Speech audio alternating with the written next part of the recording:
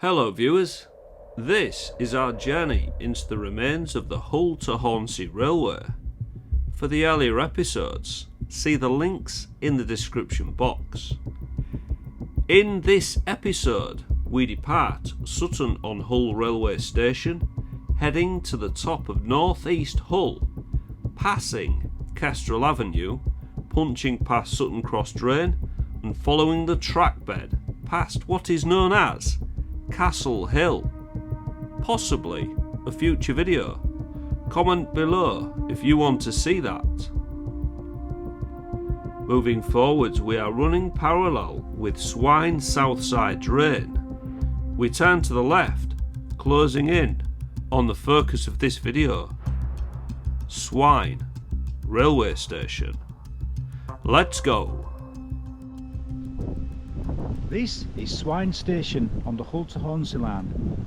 This would have been the platform or the direction to go to Hull. At Swine Station it had staggered platforms. And today the original fence still remains. This is just before the level crossing, which is just just in the distance to the left is the station house where the booking office used to be, and the other staggered platform. Opposite that, which we'll go to in a minute, will be the coal drops and goods station area. Oh, and there's Andy. The station house is there, that is the station house, and if we look over here, the platform can still be made out here. Look, they put a fence up because that's kind of their drive, and that is the platform edge right there, and that's the old station building, now converted to a domestic dwelling. Swine Station.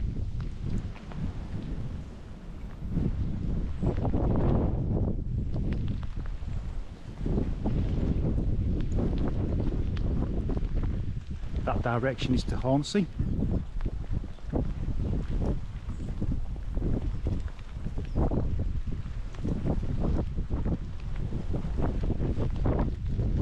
Station's intact. Sorry, station platform's intact.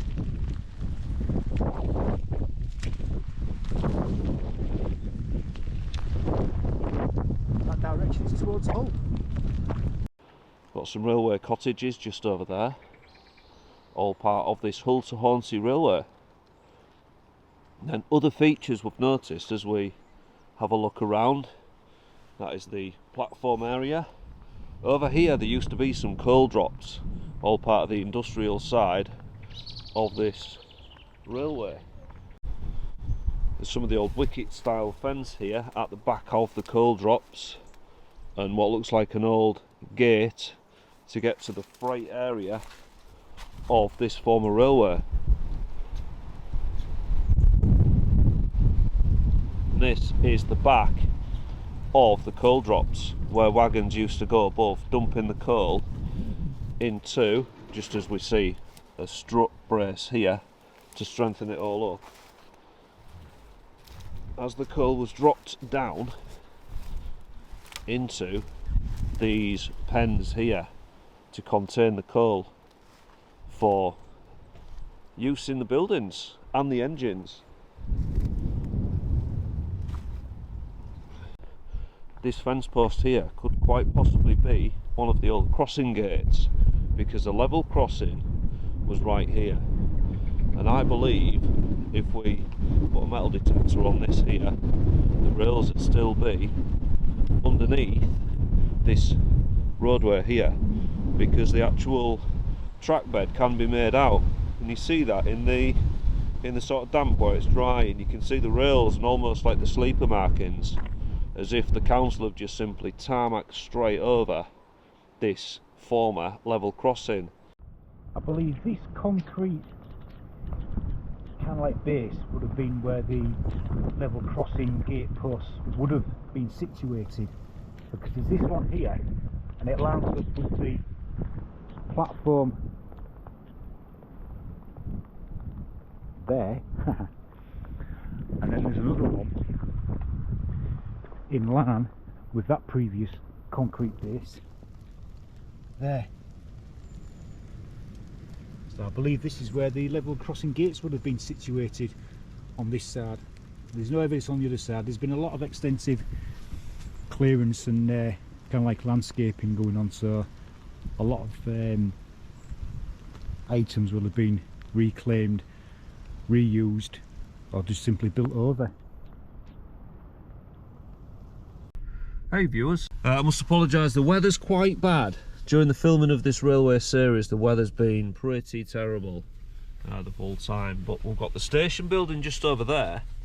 We've got the staggered platform layout, so the platform there for going towards Scaler and Hornsea is just over there, and the platform here for going towards Wilmington, and the next station stop along this way is Sutton, and that platform is just over there, staggered platform, and then the level crossing was just here. As we can see the outline of Hull just over there. Can you see the tall chimney? What was that from? British Extracting Company, the chimney? The chimney's Holiday Pigments. Holiday Pigments? Yeah, that's what I know it as. It's an old Reckitt's company. Ah, yeah. Yeah, Reckitt's. It's quite old, that chimney, isn't it? Very old, yeah. Yeah.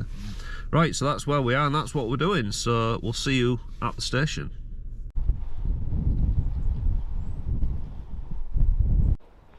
Let's take a closer look at the former platform edge. So this was a double track line here. And then we're going to have a look over here. Later in the series, because we filmed this in advance, we've already been to Whitedale, which is a station a little further along.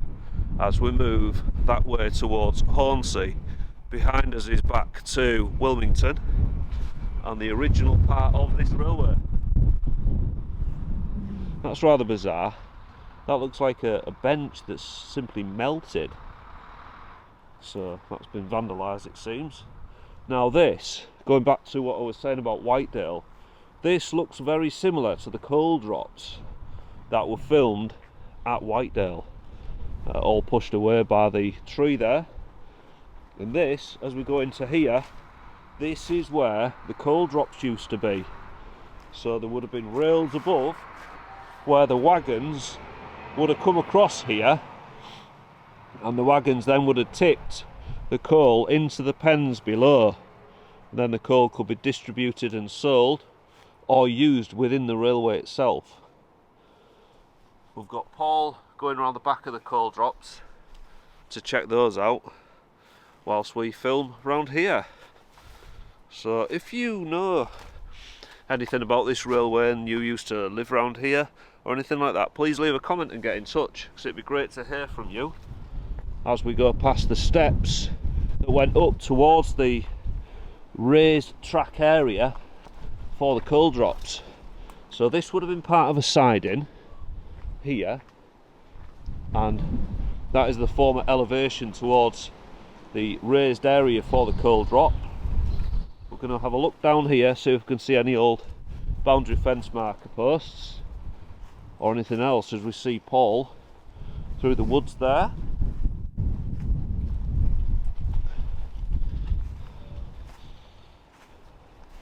I've also got I've got an Instagram channel which is like pictures on the internet, so if you check out the link below for my Instagram channel, give that a follow and you'll get up-to-date information on upcoming videos, because I quite often take photographs and I'll put them up on there before the weekly video on a Thursday here on ALW Research Team.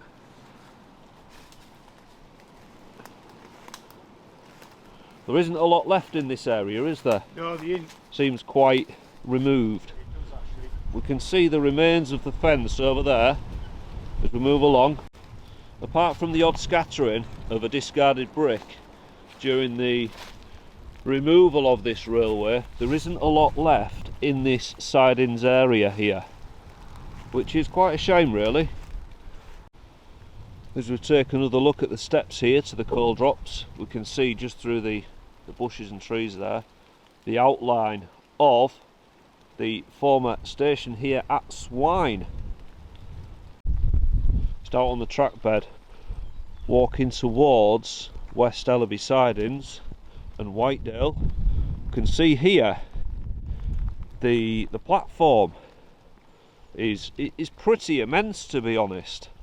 Like we'll see at further stations at Scala and Ellaby, the platforms are very long, and it's similar to the length that we saw at Stepney. The length of the station platform itself is quite immense. As we can see on this side, that is the start of the incline going towards the coal drops.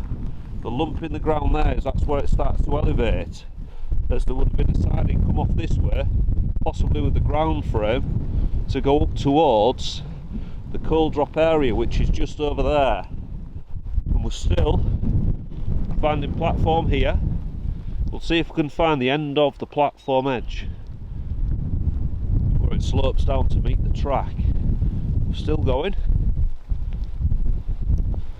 You can see the old concrete cap and the bricks below that formed the platform here.